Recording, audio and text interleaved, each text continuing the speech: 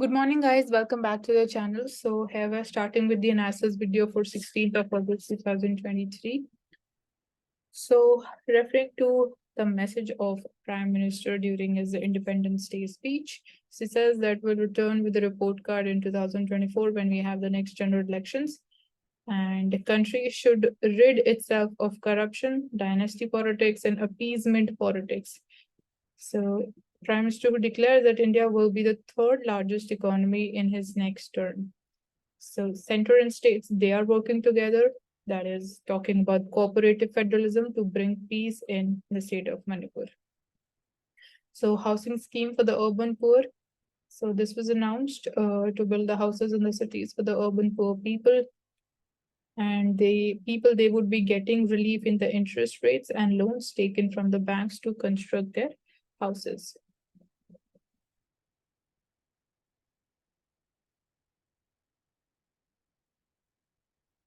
So yesterday also we took up this topic of the demand being raised by the Chief Minister of Tamil Nadu to shift back the education as a subject under the state list. Earlier it was under state list, then it was again shifted to concurrent list, and now the demand is to shift it back to the state list.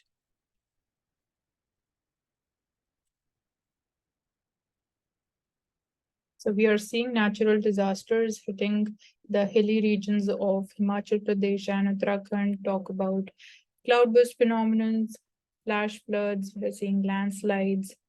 So all of that is causing huge damage.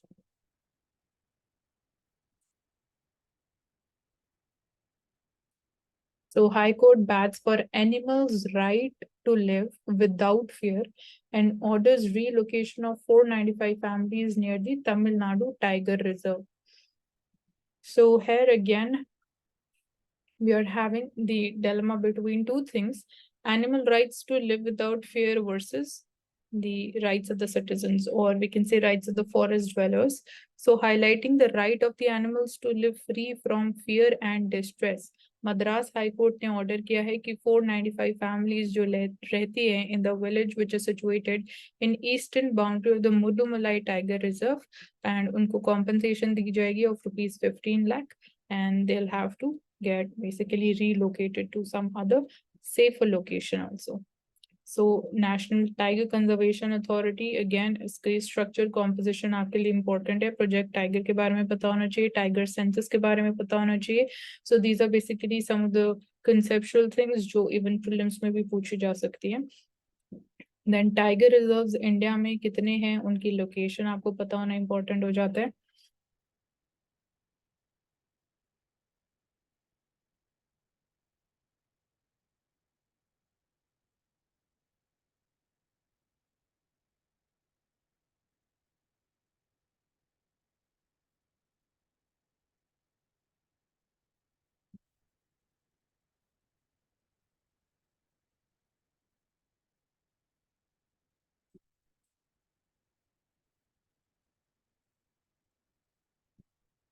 So Rajasthan has also announced one of the schemes called Annapurna Free Food Packet Scheme that is going to benefit somewhere around 1.10 crore people. So the scheme, it will help realize government's resolution of no one should sleep hungry in Rajasthan. And Rajasthan has been in news even for the recent law regarding the gig economy, welfare of the gig workers, safeguarding their interests and rights.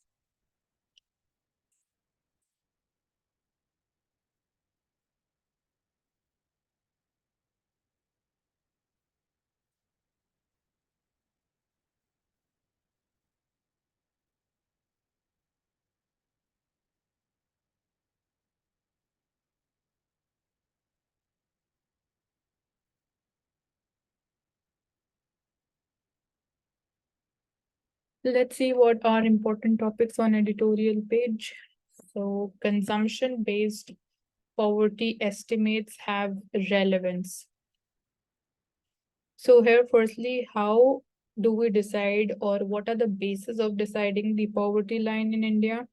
And then obviously comparing India's position with The global position, that is another important dimension. Important committees that have been associated with determination of poverty line, that is important. And multi-dimensional poverty index, what are the indicators used, that is important. And then Amartya Sen's idea of poverty, that should be known to you guys. So now let's start with this article. So as per a recent report by Niti Aayog on multi-dimensional poverty, it shows कि जो percentage of poor people है that has gone down from 25% जो 2015-16 के time पे था, now it has gone down to 15% in 2019 to 21.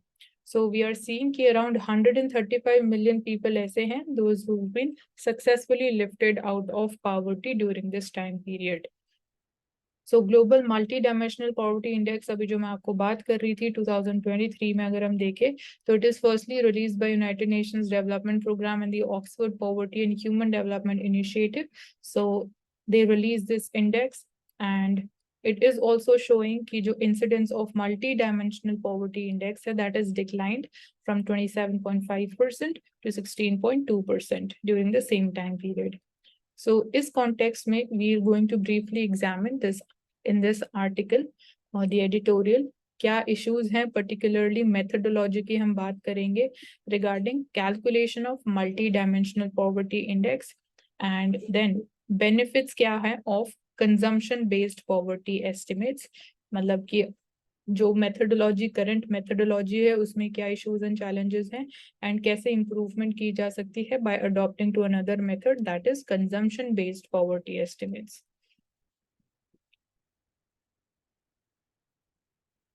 So if we compare the results, so जो report है MPI की 2018 की, it said कि India has made momentous progress जब हम बात करते हैं reduction of MPI. So ये 2018 की रिपोर्ट की बात कर रहे हैं. Incidence of MPI जो है it is almost halved. So 50% से we have seen the reduction in terms of MPI. So during this 10-year period, the number of poor people in India that is fell by more than 271 million. That is truly massive gain. So we are seeing substantiative fall in terms of MPI in India, but again जो results हमें देखने को मिले, अब हमें वो compare करना है कि किस हद तक, to what extent COVID-19 की वजह से we have lost that progress.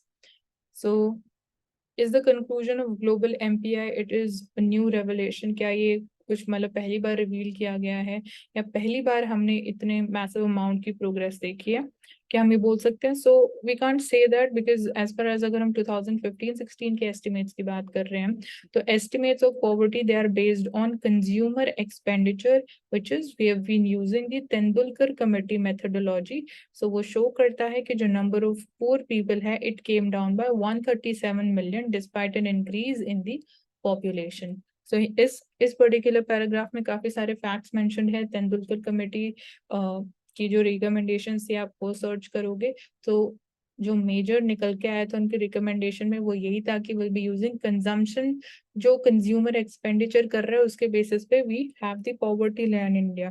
तो according to that methodology we are seeing कि 137 million people हैं those who've been lifted out of poverty in India as per 2015-16.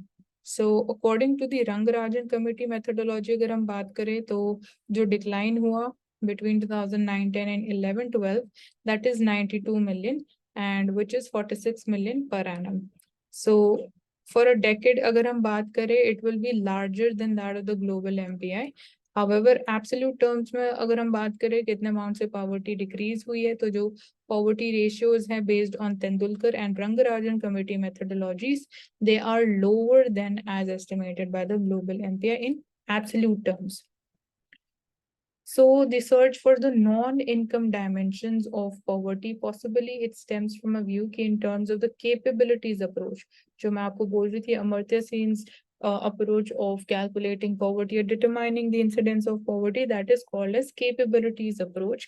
So non-income dimensions मतलब आप completely income dimensions या on the basis of कितना लोग earn कर रहे हैं उसके basis पे आज के time में we can't say कि we can get clear idea, we can get to know about the real picture of the ground situation as far as poverty is concerned. तो इसलिए हम नॉन इनकम डायमेंशंस की बात कर रहे हैं, और कौन से नॉन इनकम डायमेंशंस हम इंक्लूड कर सकते हैं, सो दैट जो हमारा आइडिया रहे of poverty, we get to know the real picture, and again हमारी जो इंटरप्रिटेशन रहे वो नैरो ना रहे. सो केपेबिलिटीज अप्रोच की अगर हम बात करें तो this is a concept for measurement of poverty. So यहाँ हम केपेबिलिटीज की बात करते हैं, लोगों की केपेबिलिटीज को we kind of estimate through the non income dimensions.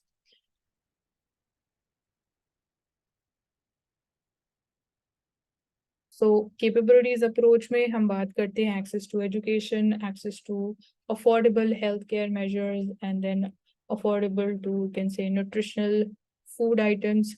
सो मतलब we are talking it multi-dimensional way.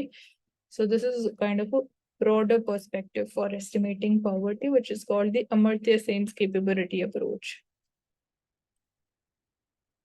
So as pointed out by the expert group, जिसने रिव्यू किया कि जो हमारी मेथडोलॉजी है फॉर मेजरिंग पॉवर्टी 2014 में, there are reservations on using multiple indicators. मतलब यहाँ पे भी कंसर्न्स है कि आप मल्टीपल इंडिकेटर्स जो यूज कर रहे हो to estimate the MPI, that is also raise several issues regarding their measurability. आप उनको मेजर कैसे करोगे, देन एग्रीगेशन कैसे करोगे across different indicators, and crucially databases that provide the requisite information at reasonably short intervals. मतलब you need to have then reliable data to estimate these non-income dimensions. So ये कुछ concerns हैं regarding all these indicators that we're using to estimate the MPI. So aggregation एक अलग problem है. Principle they should be independent, and access to safe drinking water, for example, अगर हम समझे, so this cannot be aggregated with indicators like child mortality. So यहाँ पे थोड़ा सा वीसे की गैप है. There is lack of synchronization.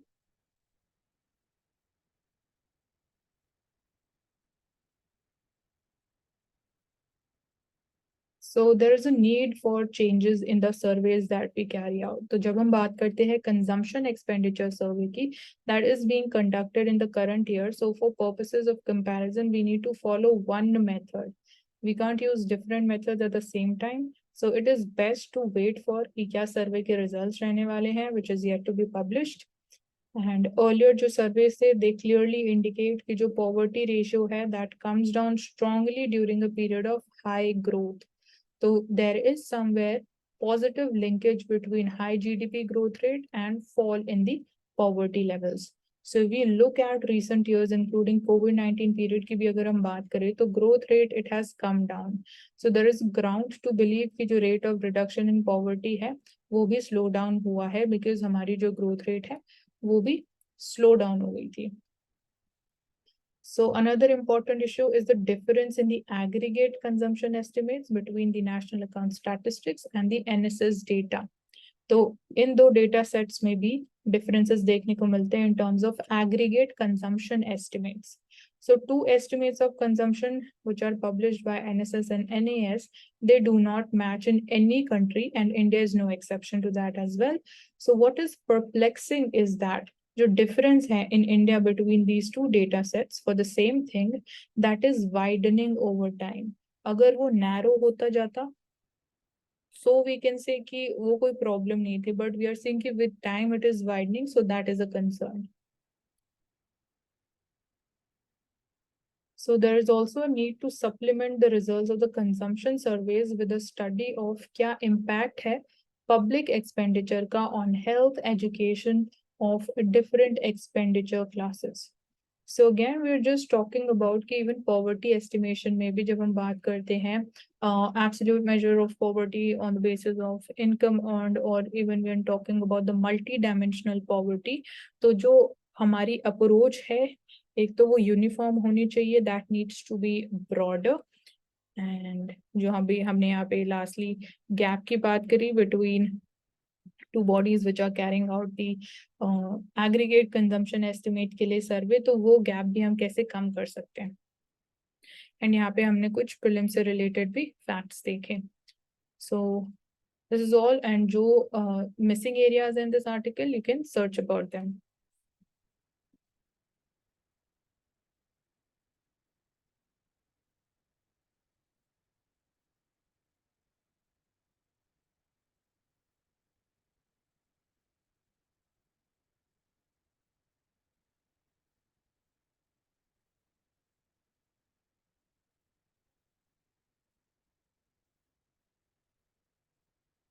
So again, we are seeing the Kaveri water sharing issue flaring up again.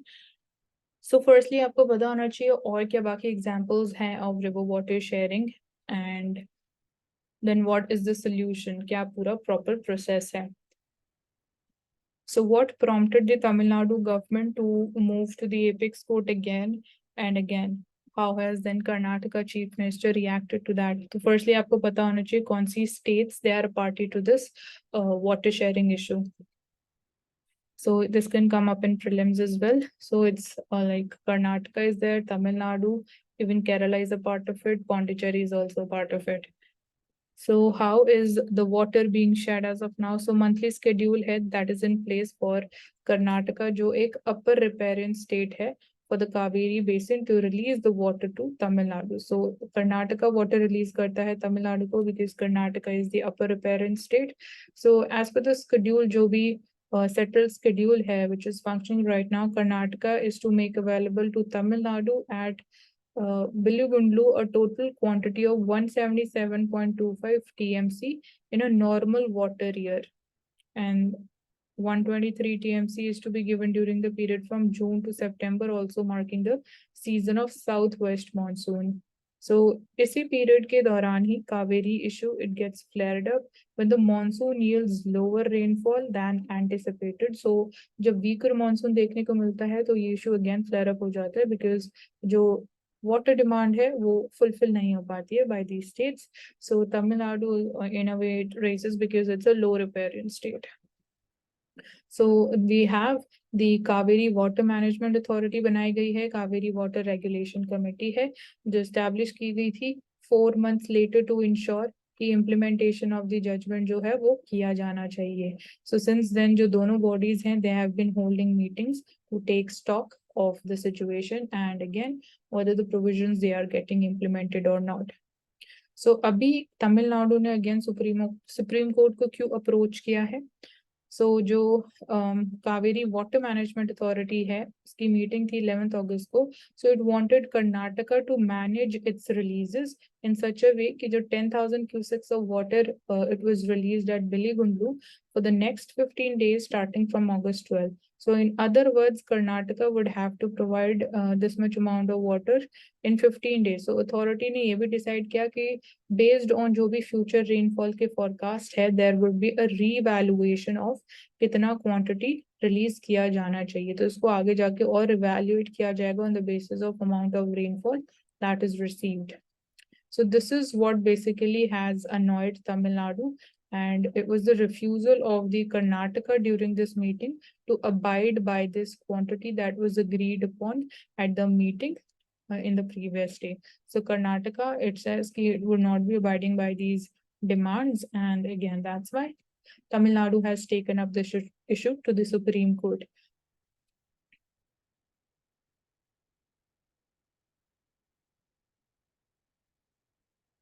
So what lies next? क्या solution है? So Tamil Nadu, especially जो farmers हैं Tamil Nadu में in the Kaveri Delta region, they are eagerly awaiting to see कि Karnataka will go at least by the decision of the authority, and जो present storage of the Metro reservoir Tamil Nadu में that is also precariously low with about 20 TMC, which will last only 10 days after giving allowance for the dead storage and drinking water requirements.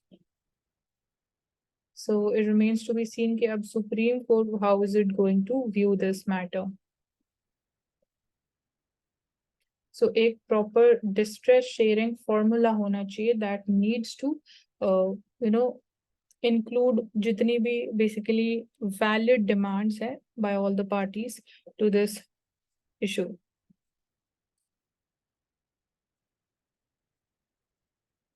So this is again important topic, analyzing the crisis of democracy in post-colonial countries. So again, एक ये broader topic है, you can relate it to international relations as well. So countries that want to arrest the democratic backsliding, they would be more successful if they have a vibrant civil society and strong links between civil society and political parties. So democracies around the world, they are in regression mode. And debates, agar hum baat kare on the crisis of democracy, typically they draw on the experience of OECD. So focus is on the effects of globalization, how globalization has impacted towards this trend, and how even economic marginalization of the lower classes that has bolstered support for right-wing populism.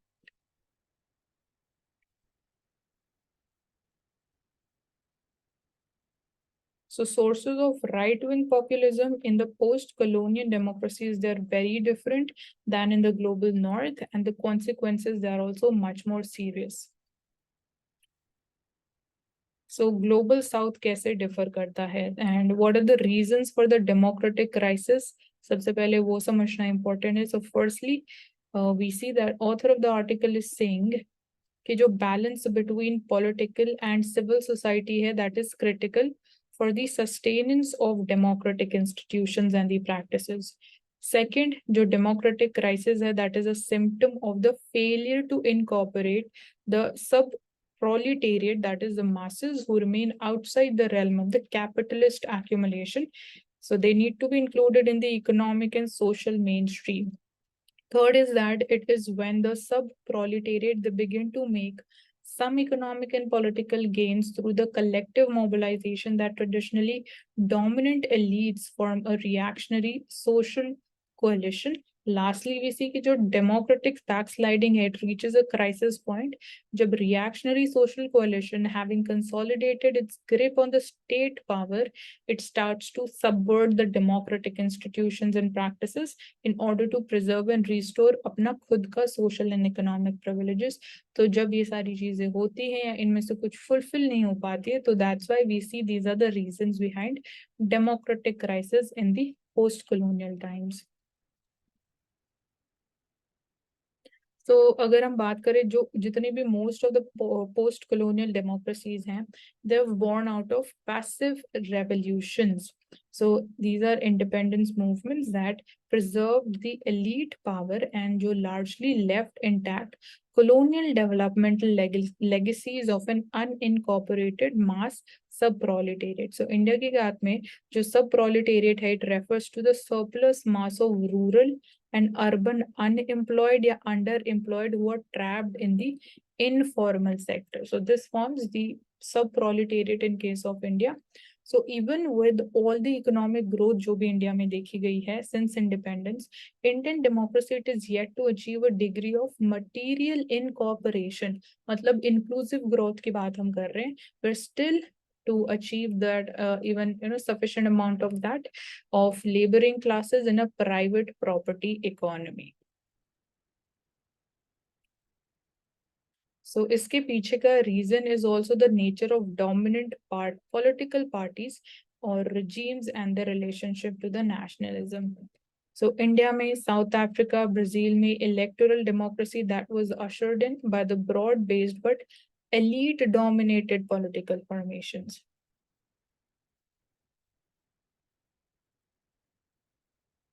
So this is one part of it. फिर यहाँ पे Brazil की बात की जा रही है, Brazil exceptionalism.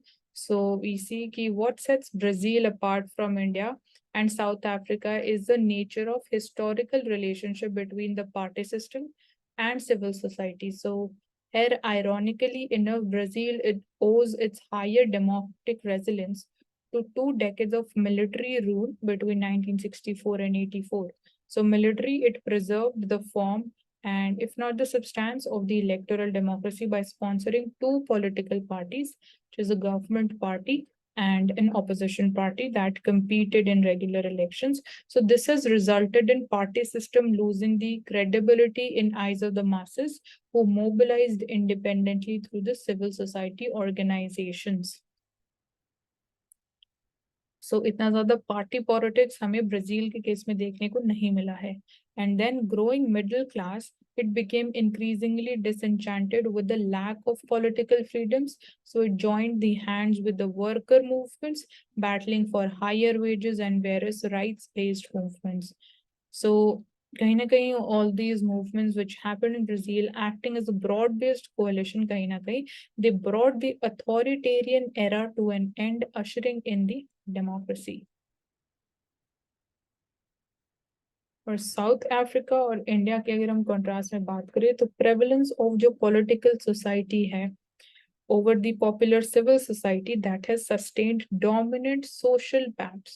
So South Africa में जो political party है, they've been bellying its idealistic and inclusive origins in the anti-apartheid mobilization that is orchestrated in alliance with the white capital and rising black middle class that has come at the expense of pursuing a more transformative project of class and racial inclusion.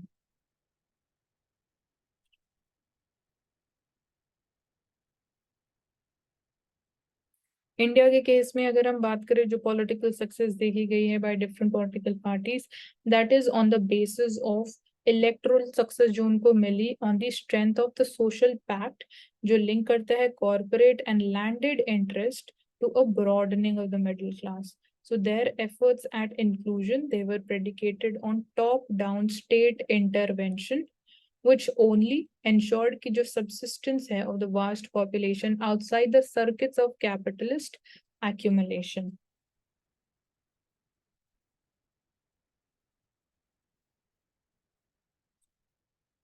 So there's a need for a robust civil society. So long as the large segments of population it remains socially and economically अगर आप जब तक मतलब major part of the population socially and economically excluded रहेगा तो stability of democratic order it would also remain at risk.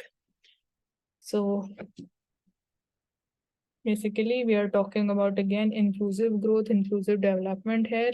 We talk about sub-proletariat India के case में तो जब तक हमें वहां पे कुछ ग्रोथ नहीं देखने को मिलेगी अगेन वो कहीं ना कहीं तब तक एक रिस्क रहेगा to the political stability of the country as well.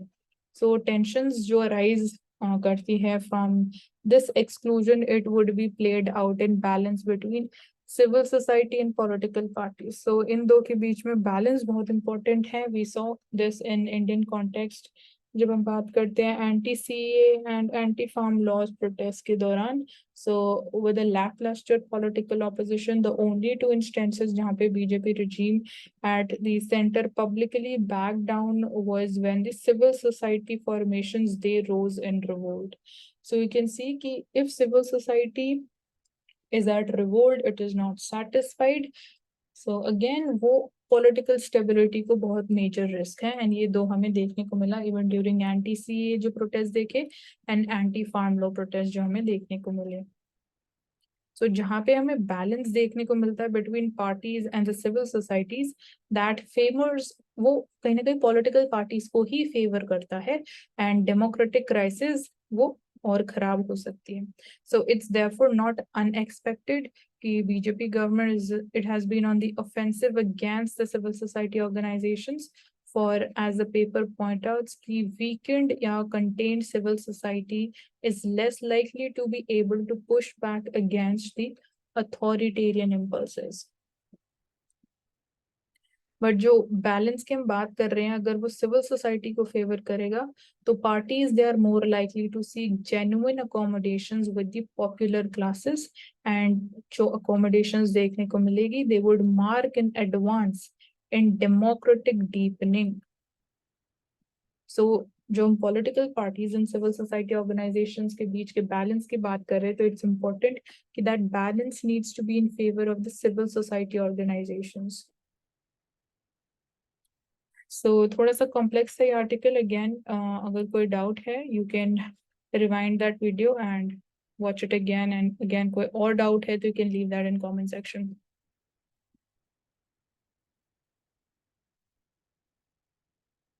So with the Forest Act coming into action, we see कि Odisha में there are no deemed forest. So it is believed कि जो state government की interpretation of the Forest Act वो कहीं ना कहीं और deforestation को ही accelerate करेगा. And the order sent to the district officials that is also in conflict with Environment Ministry's assurances कि deemed forest जो है वो protected रहेंगे. Now deemed forest की definition firstly that is important and वहाँ पे कोई ambiguity नहीं होनी चाहिए otherwise again they would be also at threat.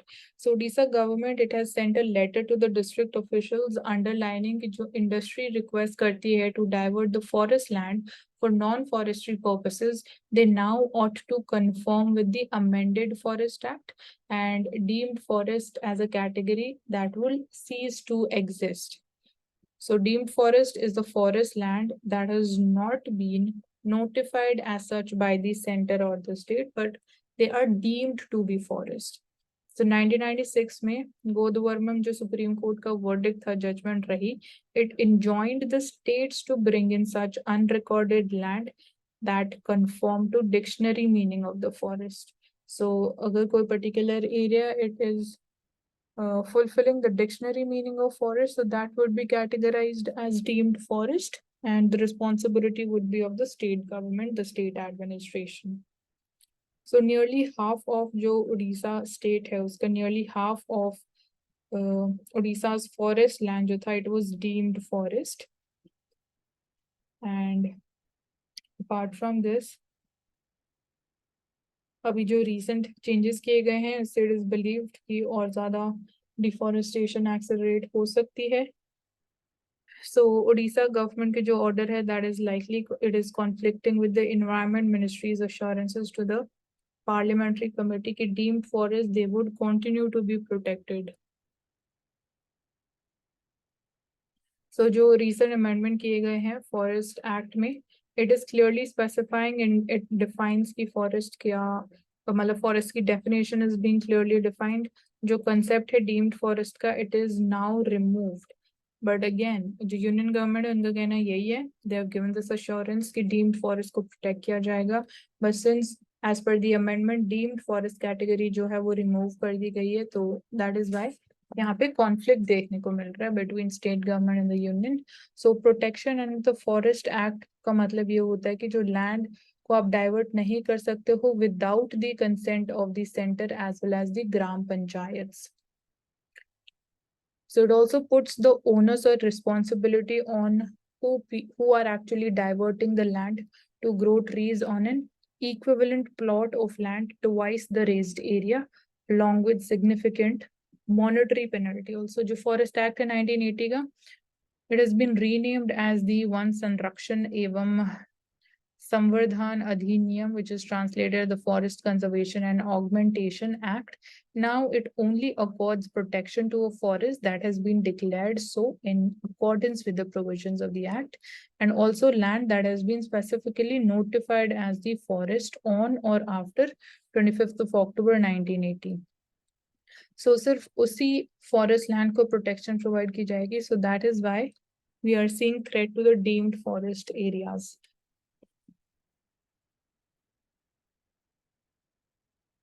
So 1996 में सुप्रीम कोर्ट के जजमेंट के through this ambit was expanded further to the areas जो फॉरेस्ट नोटिफाई नहीं किए गए थे. सो इवन जो फॉरेस्ट बेसिकली अगर मतलब legally as per the law कोई पर्टिकुलर एरिया फॉरेस्ट डिक्लेयर नहीं है but it fulfils the dictionary meaning of forest, तो उनको भी प्रोटेक्ट किया जाएगा. This is what was the Supreme Court judgement.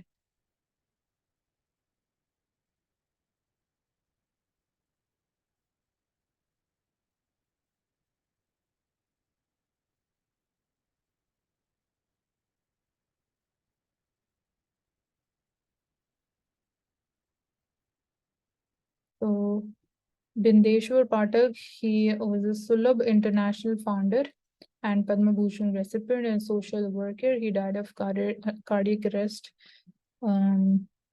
after he was brought to the hospital when he was 80. So he is credited with bringing the revolutionary Sulabh complex public toilet system to India, which contributed significantly to reducing open defecation and manual scavenging.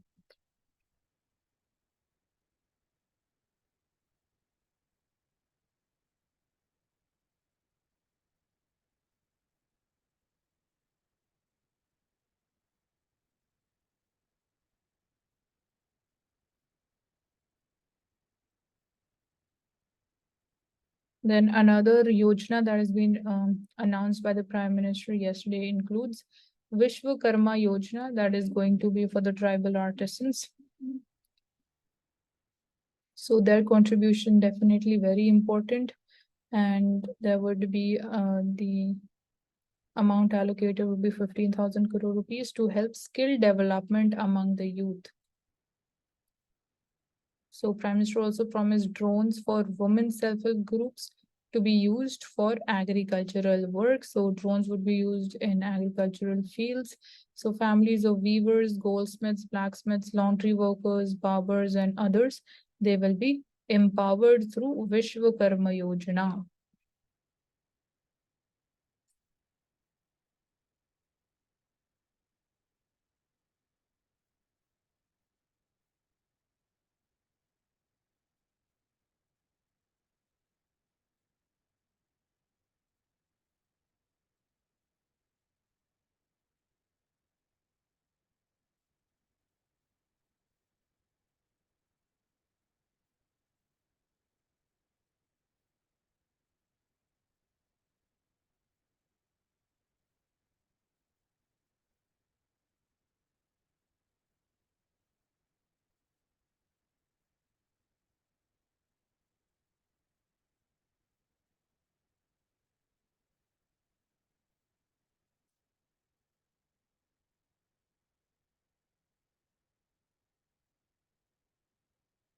तो कल हमने बात करी थी windfall tax के बारे में, कब इसको इम्पोज किया जाता है by the government. So imports from Russia double हो चुके हैं to somewhere around $20 billion between April to July. And apart from this, crude oil imports major proportion form karte hain. Fertilizer is also imported from Russia. So India is the second largest importer of Russia during the first 4 months of this fiscal year. So India, the world's third largest crude oil importer after China and United States, has been buying Russian oil that was available at a discounted rate. After some in the West, they shunned it as means of punishing Russia for the invasion of Ukraine. So यहाँ से India को एक major benefit हुआ है, and we are the third largest crude oil importer in the world after China and USA.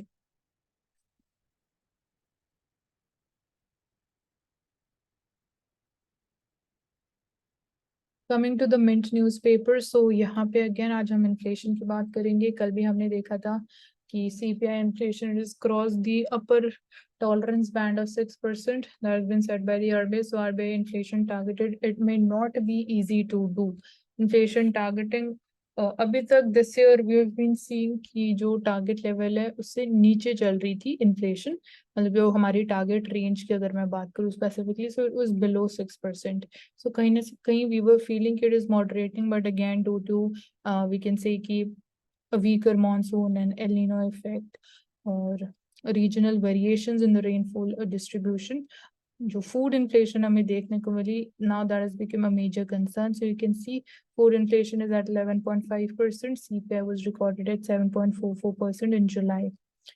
So it is not going to be an easy task for RBI to control and moderate and regulate the inflation, क्योंकि कहीं ना कहीं अगर RBI और ज़्यादा repo rate increase करेगा तो उसकी वजह से ग्रोथ हैम्पर होगी. So balancing between growth and inflation targeting is a major task and challenge for RBI.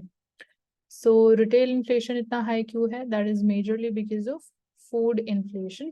So CPI index में nearly 2/5 of CPI that is made of food items. So food inflation अगर increase होता तो obviously retail inflation भी increase होगा. So food inflation over the past 12 months period, it has been recorded at 11.5%. So vegetable prices and obviously tomato prices at 200% increase देखे गए हैं tomato prices में. So cereal inflation, food inflation has been a major concern which has been driving up CPI. So RBI के लिए what does it mean? Again, अभी recently जो MPC का decision था that was to maintain status quo, repo rate change नहीं किया गया. So इसका भी हम proper discussion कर चुके हैं in the context of जो interest rate differential होता है, उसमें ज़्यादा gap नहीं होना चाहिए. But again, this is now going to increase more pressure over RBI for increasing the repo rate. And एक कंसर्न ये भी है कि एक रेपो रेट इंक्रीज करने के बाद एक बार और इंक्रीज करने के बाद इसका मतलब ये नहीं है कि will be done with it, आगे फ्यूचर में भी और increasing the repo rate that remains a possibility, तो वो सबसे बड़ा चैलेंज या कंसर्न है।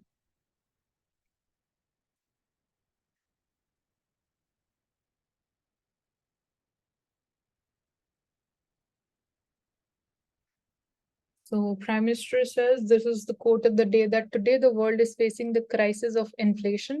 We import goods. It is our misfortune that we have to import inflation as well. So imported inflation, again, this is related to imports. Specifically, crude oil के prices फिर से increase हो रहे हैं, तो India is so much dependent upon, मतलब almost 90% we can say we are dependent upon crude oil imports. And Ukraine war की वजह से हमें एक्सेस मिला है टू डिस्काउंटेड क्रूड ऑयल, तो वो हमारे लिए एक एडवांटेज रहा है। पर जब हम ओवरऑल क्रूड ऑयल इंपोर्ट्स की बात कर रहे हैं तो prices are going up and we are import dependent, तो इसको हम बोलते हैं कि हमें इन्फ्लेशन भी इम्पोर्ट करनी पड़ती है बिकॉज क्रूड ऑयल प्राइसेस भी इंक्रीज हो रहे हैं। एंड कहीं ना कहीं जो हमारा करंट अकाउंट डेफिसिट है वो भी इंक्रीज होता है, जो हमारे फॉरेक्स रिजर्व डिप्लीशन है वो भी ज्यादा होता है। So that's how many things are connected together. So cooling of the core inflation, it fails to cheer amid the supply flux. So core inflation is cooling down, but again जब हम headline inflation की बात करते हैं जिसमें food and fuel inflation दोनों component है, that has been increasing and that is a task. So again एक और मेजर क्वेश्चन आता है कि how much is the effectiveness of the monetary policy in controlling inflation. तो इफेक्टिवनेस की जब हम बात करते हैं तो यहाँ पे हमें ये क्लैरिटी होनी चाहिए कि what is the cause behind inflation, क्या वो सप्लाई साइड फैक्टर्स की वजह से है या डिमांड साइड फैक्टर्स की वजह से है। तो of late it is because of the supply side factors. तो सप्लाई साइड फैक्टर्स की वजह से जो इन्फ्लेशन होती है उसमें monetary policy is not that effective to control inflation, तो वहां पे फिस्कल मेजर्स ज्यादा इंपॉर्टेंट रोल प्ले करते हैं।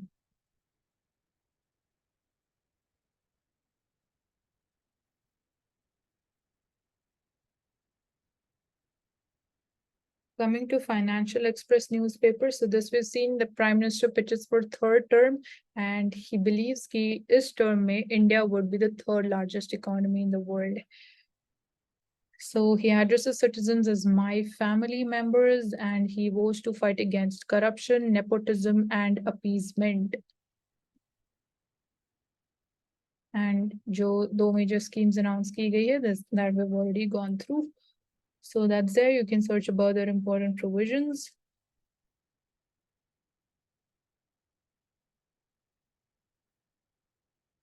So high quality audits would be easily possible, or that we can say that kahin na kahin that would increase the quality of the audits with the help of the modern technology, and which in which we see ki artificial intelligence is going to play the key role. So if there is good AI system, then there is so much one can look at in terms of the transactions, and AI it will report back to you in terms of अगर कोई deviations देखे गए हैं, red flags, and it will play a huge role in assisting chartered accountants to deliver high quality audits.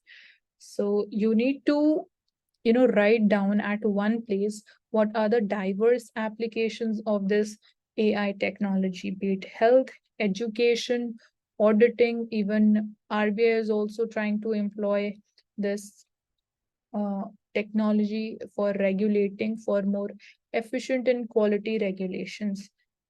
So you can sit down and think for 5 minutes what are the possible applications, diverse applications of AI.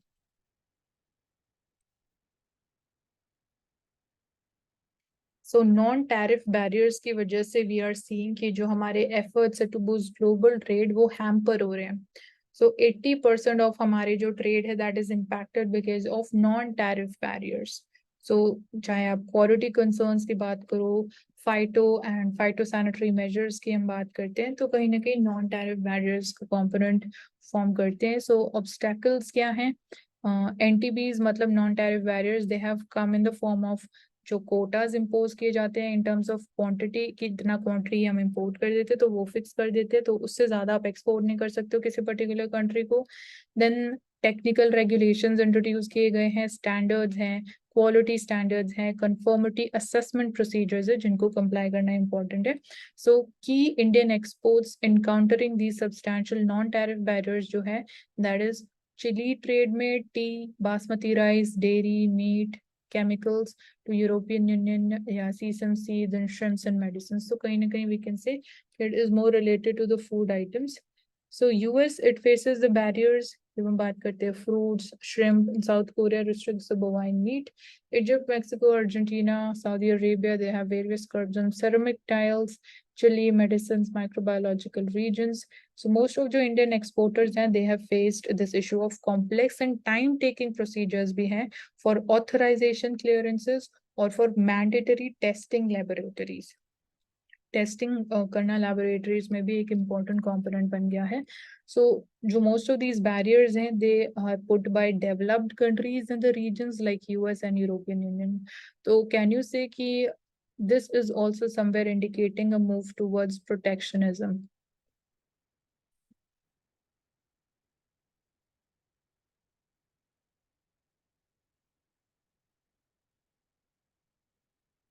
So here is showing key growth in the Jan Dhan account. So it is seeing a steady growth. 10 million new accounts open किए गए हैं between April to July. And here we have the data as well in terms of the accounts opened at the private sector banks, regional rural banks भी component है, part है of Jan Dhan accounts. Public sector banks में maximum है and all bank के level पे how has been the trend in terms of opening of the accounts under the प्रधानमंत्री जन धन योजना। तो आप लोगों को ये ध्यान रखना इम्पोर्टेंट है कि ऑब्वियसली गवर्नमेंट ने स्कीम अनाउंस करी है तो ये नहीं है कि ओनली पब्लिक सेक्टर बैंक्स में आप ओपन कर सकते हो, private sector banks they also form a component or they are also part of it. But deposit growth जो है in these accounts वो fall हो रही है, तो that is a concern. Private banks they remain laggard, तो private sector banks की जो participation है वो increase कर सकते हैं and deposit growth rate को मतलब deposits रेट को आप कैसे इंक्रीज करोगे वो सोचने की जरूरत है, क्योंकि अगेन बात यही आ जाती है कि अकाउंट्स ओपन करना इज नॉट सफिशिएंट, उसका usage that is also important.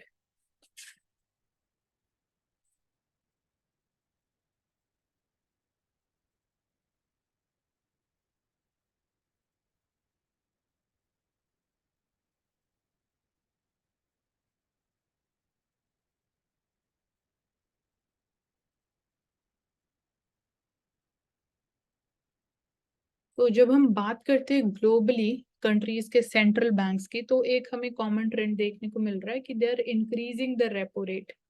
But China के केस में we are seeing exactly opposite. China ने अपना जो इंटरेस्ट रेट है उसको कट किया है by maximum amount since 2020। So they have cut the policy rates in a surprise move because China में we are seeing countries moving towards economic depression. Economic recovery की भी बात करें, so that has not been so promising. So they are somewhere, completely opposite towards what compared to what the developed world or the Western world is doing. So their central bank, it lowers the rate on 1 year loan by 15 basis points to 2.5%. China's central bank unexpectedly reduced a key interest rate by the most since 2020 to bolster an economy that's facing fresh risk from worsening property slump and weak consumer spending. So inflation is not that much a concern or challenge in China right now.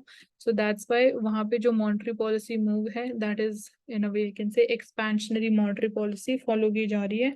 So cut in the policy rate, उसकी वजह से they are trying to boost growth.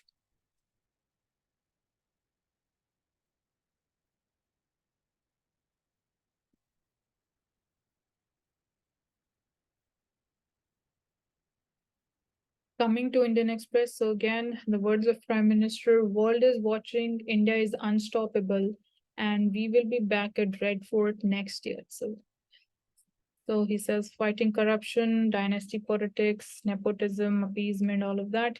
And Triveni Triveni means demography, democracy, and diversity. They are the key factors. And Vishwamitra means India is a guarantee of stability and trust, and we can say growth as well. So from a speech, basically, you can just take away the keywords and put them in your answers.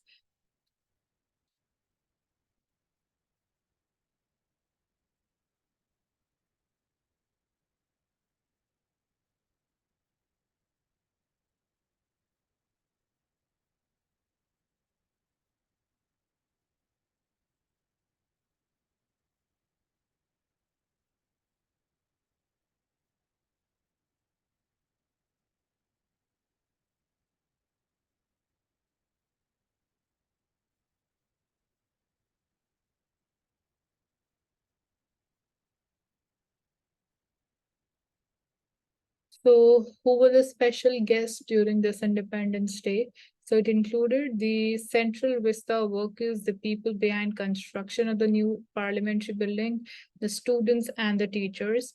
So, recognizing their contribution is actually, we can say, the essence of democracy, because they are again the building block of democracy, and again their contribution, their importance, their presence, that cannot be diminished or diluted or ignored at all. So when we recognize their contribution, that is something that is obviously required and that is being done.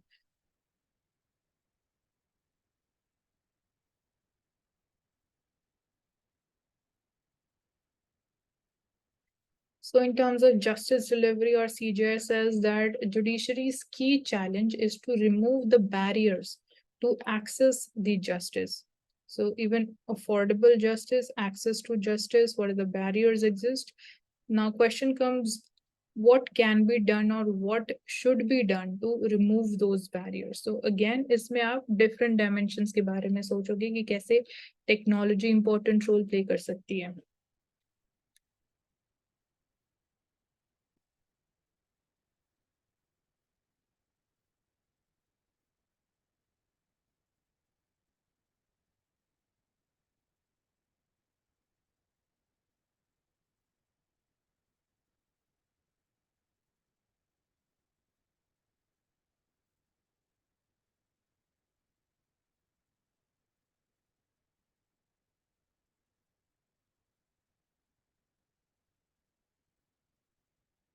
So, turning a deaf ear to the Himalayas, if nature is determined to send a message, policymakers they seem to lack the literacy to read it. So basically, we need to understand kya current situation hai, where are we going wrong, what needs to be done as far as disaster management, construction activities in hilly areas is concerned, be it the model of urbanization or green building techniques that needs to be made a part of the construction activities, and even from the perspective of rising burden of tourists to the hilly states, how that needs to be managed. So that needs, all this needs to be part of proper policy, disaster management, disaster planning. That is something which is required.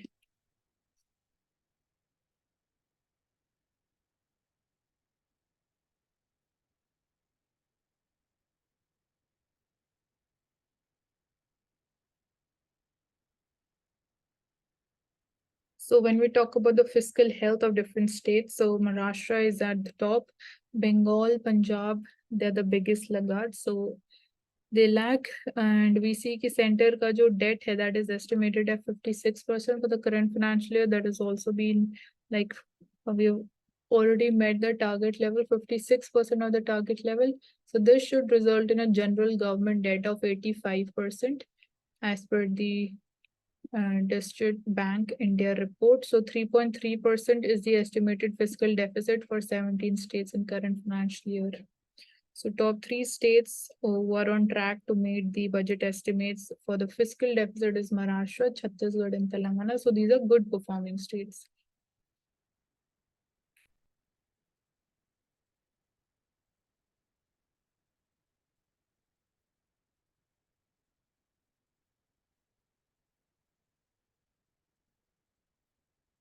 So that's all for today. Thank you so much for joining us, and I hope you're clear with the ideas that we discussed today.